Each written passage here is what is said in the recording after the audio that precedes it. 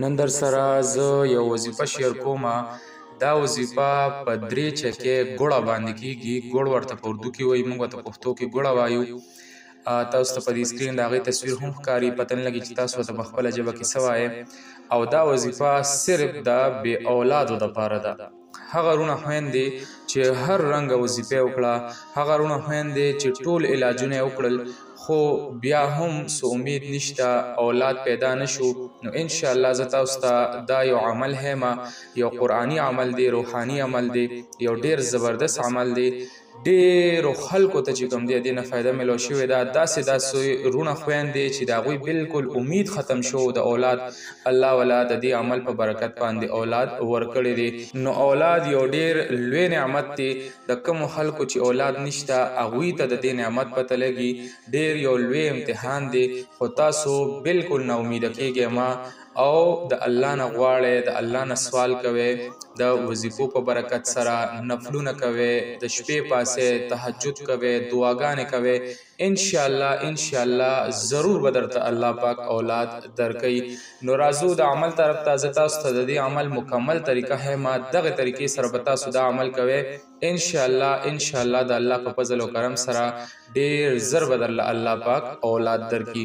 نو تاسو به داسې وکړئ چې کله زنانه د بیمارۍ نه ولامبي، یعنی چې کله ماهواري راشي، د میاشتې بیماري راشي، او کله هغه بیماري ختمه شي او زنانه ولامبي، نو په هغه ورځ باندې به زنانه دا عمل وکړي چې هغه به یو چکې ګوړه والي یوه، صحیح شو، او په هغې باندې به اول به 2 رکعته نفل وکړي، صحیح شو، نو صلات حاجت نفل به وکړي، د خپل اولاد دپاره به دعا وکړي، او دا نیت به وکړي چې یا الله زه دا عمل شروع کوم، د دې دپاره دا وظیفه شروع کوم، د دې دپاره چې یا الله ماله تاسو اولاد راکې.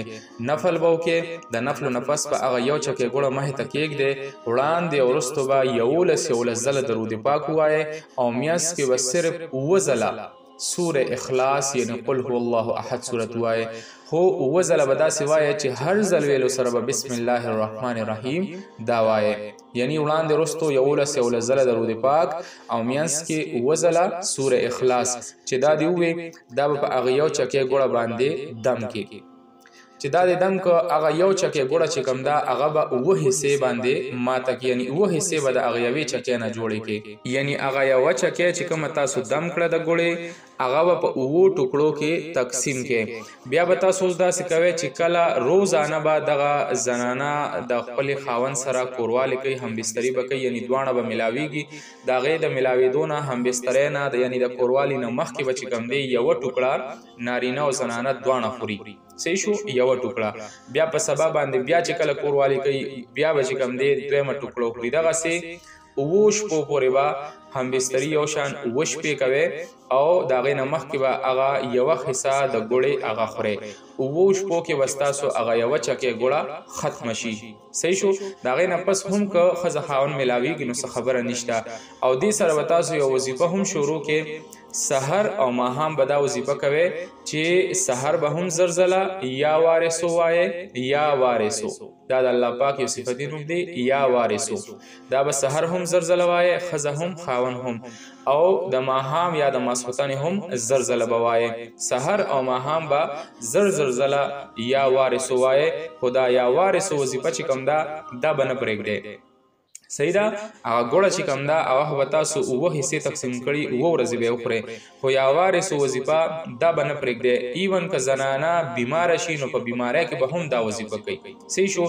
چې تاسو یو میاشت دا عمل وکړو او ستاسو چې کوم دی یعنی هغه میاشت تاسو کوروالی وکړو، او الله پاک به انشاءالله اول خو تاسو له په هغه لومبنۍ میاشت باندې د ماشومانو د اولاد امید پیدا کړي. خو که بیا هم یوه میاشت ختمه شوه او بیا د زنانه بیماري رانه، یعنی د اولاد څه امید نه و، نو چې کله بیا زنانه د بیمارۍ نه ولامبي نو بیا به هغه شان یو بله چکې ګوړه واخلي، صحیح شو، او په هغې باندې به همغه طریقې سره اول 2 رکعته صلات حاجت نفل وکړي. د هغې نه پس به وړاندې رستو 11 ځله درود پاک او میاس کې 9 ځله سوره اخلاص سره د بسم الله وای او پاغه ګوړه بدم کې بیا به هغه ګوړه چې کوم دی 9 حصے تقسیم کی صحیح شو 9 ټوکړې به جوړی کی او عمر شان به روزانه چې کله خزه هاون ملاویږي د ملاویدون مخکې به یو هغه ټوکړه خوري او بیا به کورواله کوي دغه طریقې سره به بیا چې کوم دی 9 ورځو کې هغه دویمه چکه ګوړه هم ختم شي ان شاء الله د الله په فضل او کرم سره په دویمه میاش په الله پاک